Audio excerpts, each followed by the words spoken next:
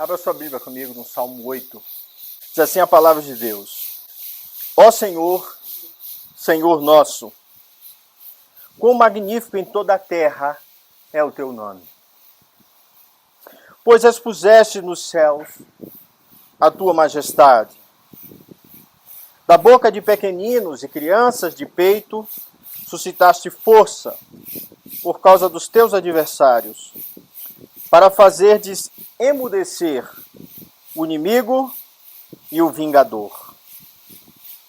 Quando contemplo os teus céus, obra dos teus dedos, e a lua e as estrelas que estabeleceste, que é o homem que dele te lembres, e o filho do homem que o visites, fizeste-o, no entanto, por um pouco, menor do que Deus, e de glória e de honra o coroaste. Deste-lhe domínio sobre as obras da tua mão, e sobre os seus pés tudo lhe puseste. Ovelhas e bois todos, também os animais do campo, as aves do céu, e os peixes do mar, e tudo o que percorre as sendas dos mares. Ó Senhor, Senhor nosso, quão magnífico em toda a terra é o teu nome. Amém. Pai do céu, nós clamamos e te pedimos que em nome de Jesus o Senhor nos dê entendimento, graça, discernimento da tua palavra.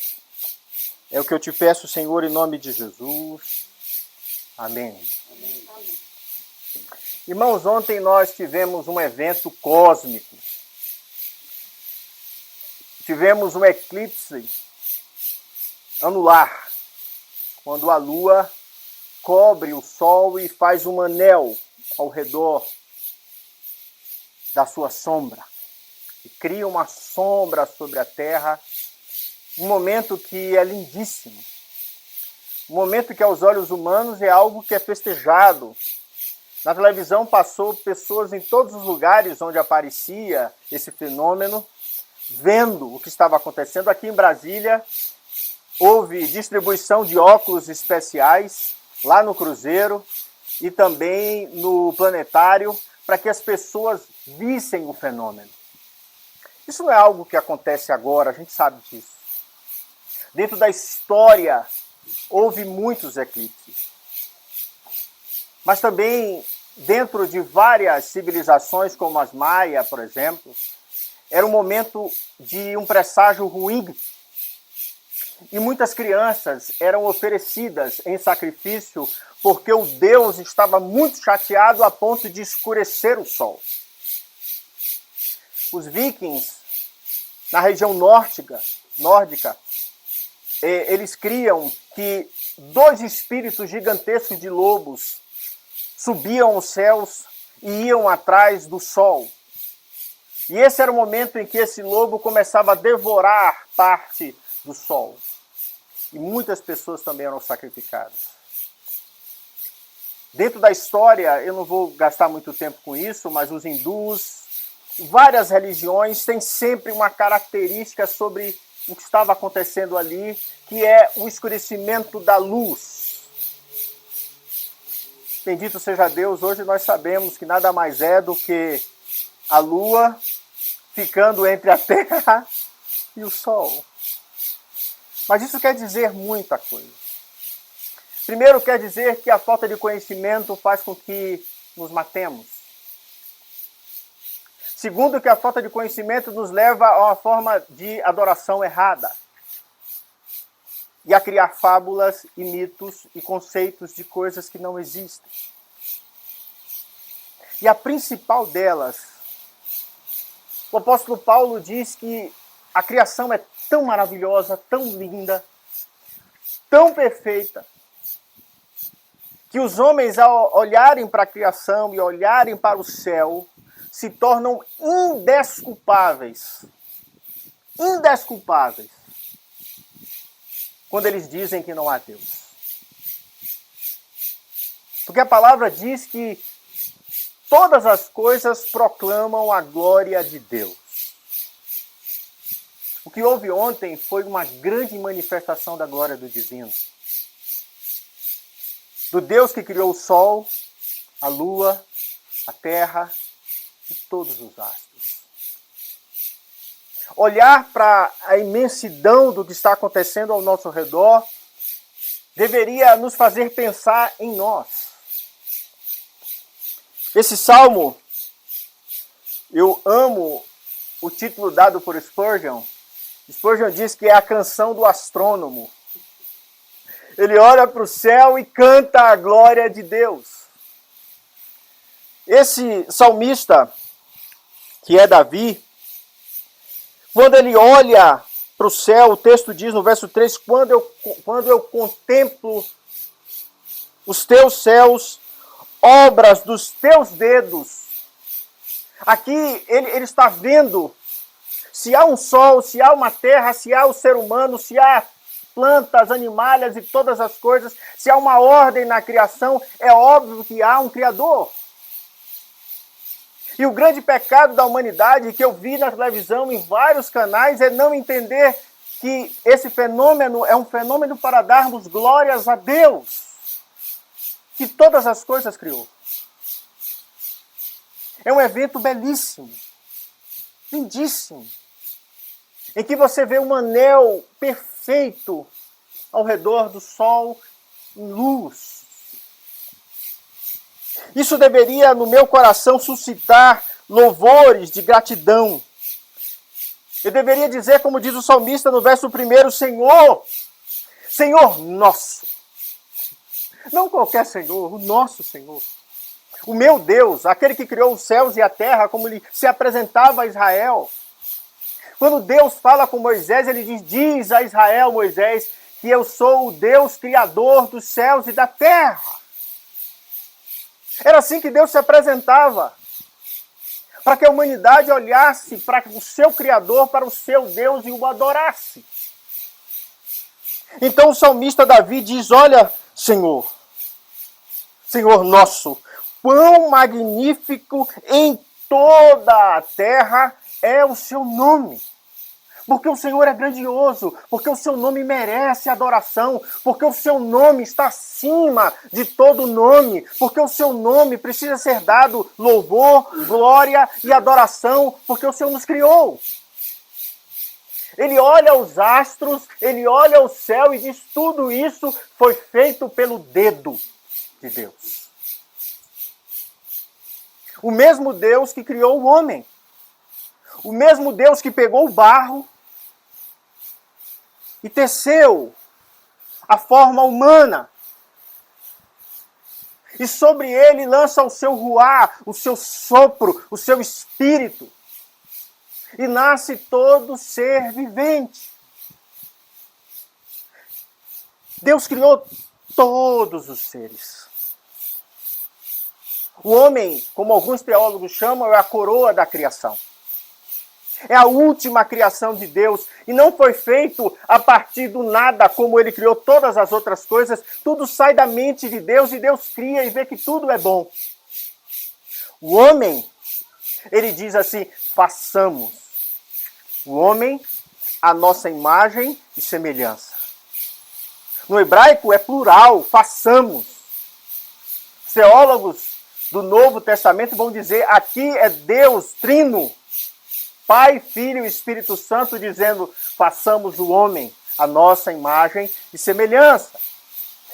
A imagem do homem, a imago Dei, é feita a partir do Filho, Jesus Cristo. Ele é o primeiro, ele é o paradigma, ele é o modelo de toda a humanidade. Quando Adão é feito, ele é feito a partir de Cristo.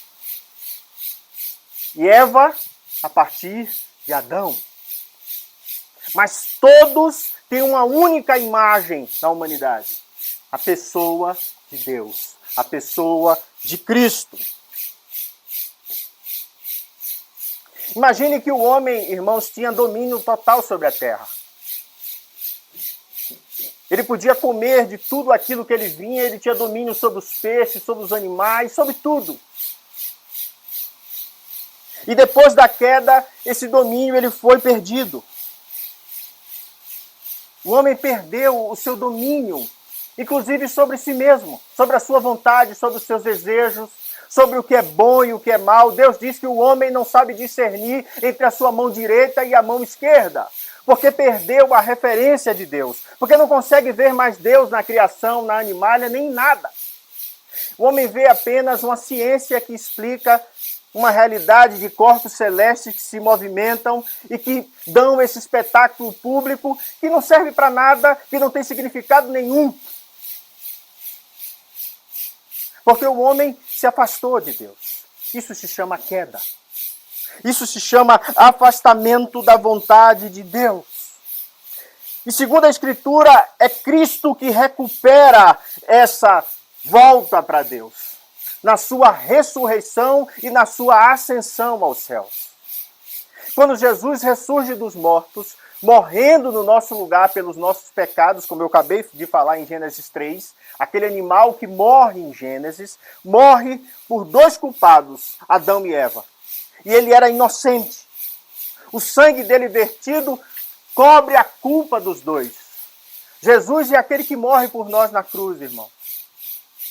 E nos leva de novo para próximo do Pai na sua ressurreição. Faz com que eu e você possamos ressurgir em nova vida. Numa vida que obedece a Deus, que ama a Deus, uma vida que é teu referente. Uma vida que volta-se para Deus. Uma vida que quando olha os astros, o mar e todas as coisas, no fundo da sua alma diz, existe um Criador. Existe um Deus que me fez. E o nome dele é magnífico, como diz Davi. O nome dele é maravilhoso. E ele é tão poderoso, tão santo, que ele, desde as crianças de peito, desde a menor das vidas, ele suscita força. A ideia de Davi é aquela criança que já nasce sabendo sugar, desejoso de leite. Eu vi a minha filha nascer, irmãos. Eu tive 2 momentos no nascimento de Sara, que são antagônicos. O primeiro momento é que ela nasce natimorta. Ela nasce roxa e aquela criança solta, não tem os bracinhos duros, nada, ela está solta na mão do médico. E ele virava para cá, para lá, e a criança simplesmente não chora. Acionam a pediatra que chega correndo, toma da mão do médico e corre para o quarto. E eu virei para lá e disse assim, eu estou indo ficar com Sara. Ela tá bom. E aquela criança na mão da médica, a médica virava e a criança solta, e girava para um lado e para o outro, e para um lado e para o outro, e ela roxa. Eu olhei para o relógio.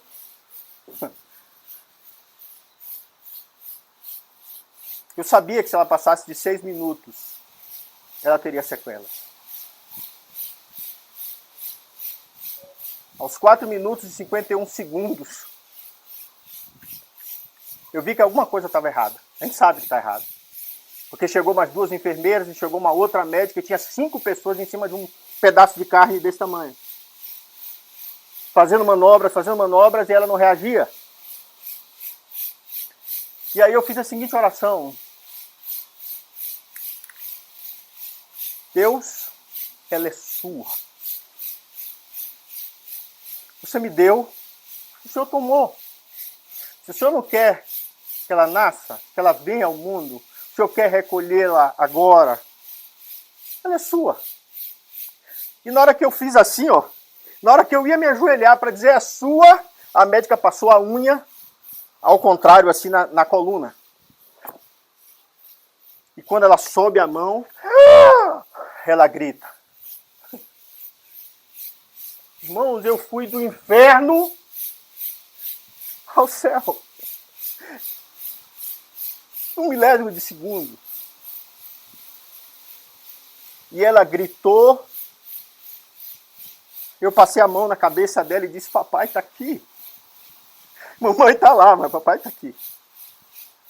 E ela agarrou, a médica botou o oxigênio nela, e é de borracha de silicone. Ela travou aqui, naquela borracha de silicone, e ela mamava com uma força que a médica puxava, fazia barulho quando puxava. Eu disse, nossa, é um bezerro. Olha a força que ela puxa. Toda vez que eu leio esse texto, eu lembro dessa situação. Deus suscitando força numa criancinha de peito. Assim que deram um banho nela e levaram para o quarto, ela pegou no peito, imediatamente a médica fez, eu estou impressionada. A força que ela mama, tendo acabado de nascer, normalmente eles não sugam com essa força. E aí no braço dela estavam várias feridas roxas. A médica fez, ela chupava o próprio braço. Provavelmente. Eu falei, Deus já sabia que ela ia precisar de força para mamar. Parece insignificante, não parece? Ele dizer, olha, das crianças de peito, dos pequeninos, da boca deles, Deus suscita força por causa dos seus adversários. Davi está dizendo assim, os servos de Deus nascem pequenos. Eles que são a força de Israel. Eles que são o futuro de Israel. Essas bocas que mamam crescerão no tamanho e no temor do Senhor. E são eles a força de Israel. Eles que precisam saber que o nome de Deus é magnífico, percebe? Deus põe no coração de Davi um elogio para que ele olhe para toda a criação e olhe para a insignificância do seu ser. E ele olha que o homem nasce insignificante, o homem nasce dependente, o homem nasce que ele precisa de alguém que cuide dele. Talvez na animalha seja o único que nasce assim. Os animais nascem praticamente andando, alguns são soltos e conseguem viver, o humano não consegue. Nós dependemos do amor do outro, do cuidado do outro, e sobretudo nós dependemos da misericórdia de Deus. Então Davi, irmãos, fala da majestade de Deus na criação, ele diz, Deus, seu nome é glorioso. O nome de Deus é o personagem do Salmo. É o nome de Deus que precisa ser exaltado em toda a terra. Toda língua e todo ser que respira precisa louvar a esse Senhor e bendizer esse Senhor. E segundo o salmista, a sua glória é definida acima dos céus. É por isso que Jesus disse que eu não devo jurar pelos céus, porque lá é a morada de Deus. Eu não juro por algo que é maior do que eu, por algo que não tem controle. É o inverso. É Deus que tem controle sobre a terra, é Deus que tem controle sobre nós. E ele vê nessa imensidão, começando pelos pequeninos, passando pelos seus adversários, dizendo, olha, eu tenho um Deus poderoso e magnífico que cuida de mim. Que cuida de Israel. Que cuida da minha vida. Por isso você tenha medo. Porque Deus tem poder sobre os meus inimigos. Percebe? Ele é capaz de ordenar força na boca de crianças. Assim como ele é poderoso para calar o meu inimigo. Primeira coisa que eu preciso entender nesse salmo. Eu estou debaixo de um Deus criador que me conhece e que eu o conheço. O nome dele é magnífico. O nome dele é santo. O nome dele é Elohim. O nome dele é Senhor dos Exércitos.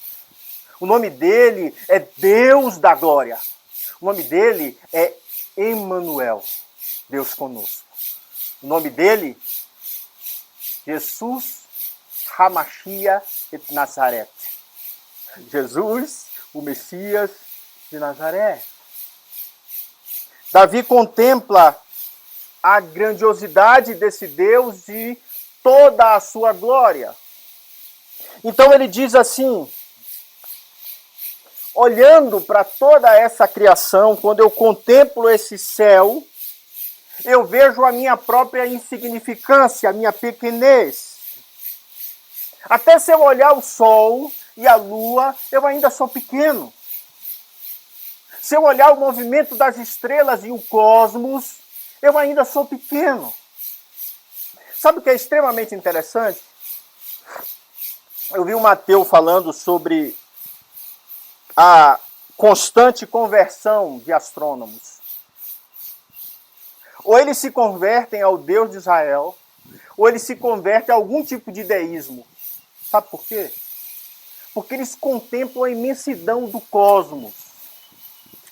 Eles pegam as suas lunetas e olham a vastidão do universo, e chega um momento na lógica dele que eles dizem assim: se o universo é infinito e é uma ordem no meio de todo esse caos, não é possível que não exista Deus. É comum haver conversões entre astrônomos. São poucos, como Carl Sagan, por exemplo, que era ateu e lutava contra a pregação do Evangelho. Mas a maioria queda-se diante da criação. E é exatamente esse chamado de Davi. O maravilhoso Deus, santo e justo, que está nos céus. Davi diz assim: você que criou todas as coisas. Então ele olha para si mesmo e diz assim: que é o homem, para que dele te lembres. Só me vem a adoração de Isaías 6, quando ele contempla o trono de Deus. Quando ele vê o movimento dos querubins e serafins. Quando ele olha toda a glória divina, ele olha para si mesmo e vê a sua insignificância. Davi está no mesmo processo de adoração. Ele olha para si mesmo e diz: ai de mim. Davi está falando de outra forma. O que é o homem, Senhor? Diante de toda a sua glória, de toda a sua beleza. Isaías contemplou o seu próprio pecado, irmão. A luz de Deus faz com que vejamos as nossas próprias falhas. Então, ele observando isso, ele faz um contraste lindíssimo. Ele entende que o homem, ele só é importante a partir da pessoa de Deus e não de si mesmo. Não de suas criações, não daquilo que ele pensa e acha acerca do mundo, mas o homem só tem sentido e só tem grandeza a partir da pessoa de Deus. Então ele exalta os homens no verso 5, quando ele diz: fizeste-o, no entanto, por um pouco menor do que Deus, e de glória e de honra coroaste. Em outras palavras, há teólogos que vão dizer que Jesus é o maior de todos da criação. E é mesmo. Ele é o paradigma, ele é o modelo, ele é o santo, o justo, o único obediente, o único que serviu a Deus dentro daquilo que Deus espera de nós. E abaixo de Jesus não são os anjos. Abaixo de Jesus, Deus colocou os homens. Os anjos anelam fazer o trabalho que nós fazemos no mundo, irmãos. Pedro diz que os anjos queriam perscrutar aquilo que fazemos. Queriam colocar a cabeça para fora. Queriam exercer o nosso ministério na terra, que foi dado a nós. No entanto, essa coroa que Deus coloca sobre a nossa cabeça, nos fazendo assentar nos lugares celestiais em Cristo, como nós aprendemos em Efésios, essa coroa não é minha e nem sua. Essa coroa tem que ser depositada aos pés de Cristo, como fazem os 24 anciãos lá em Apocalipse. Magnífico é o teu nome, Senhor, e eu tiro essa coroa da minha cabeça e coloco aos pés do meu Senhor. A partir de contemplar o céu, Davi vê a glória de Deus, mas também a glória e a honra que Deus deu aos homens. A bênção que é e a virtude que é de cuidar da terra, de cuidar da pregação do nome do Senhor, de cuidar uns dos outros, de fazer o nome do Senhor conhecido nas gerações. Então ele diz: o Senhor deste domínio sobre as obras da tua mão e sobre os seus pés tudo puseste. Quando eu penso em obra das mãos, irmãos, eu entendo que nas mãos da humanidade está cuidar uns dos outros. Você sabe, para mim, qual é a função de Israel? Cuidar dos palestinos. Você acredita nisso? Amá-los. Como Jesus ensinou a amar os samaritanos. Mas Cristo ainda não foi exaltado lá do jeito que devia, não é? Esse poder que Deus nos deu sobre ovelhas, bois e animais dos campos, das aves dos céus, dos peixes das sendas dos mares, nós usamos para dominar uns aos outros. Nós usamos para matar, para derrubar, para destruir algo que Deus não quer e nunca quis que a humanidade se matasse. Entende? Deus nunca quis que o homem vivesse destruindo aquilo que ele criou.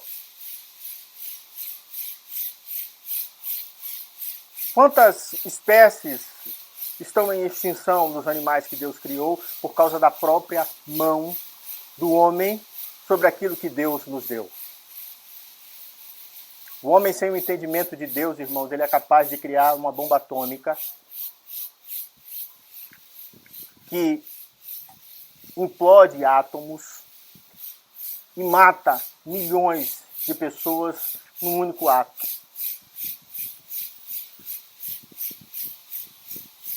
Isso me faz ter medo, porque a humanidade é capaz de se matar. A humanidade é capaz de pôr fim em tudo que existe. Eu vi um historiador essa semana dizendo que se a guerra de Israel se ampliar e se os árabes decidirem tomar as dores dos palestinos do Hamas, pode haver uma terceira guerra mundial, porque não vão deixar destruir a Israel.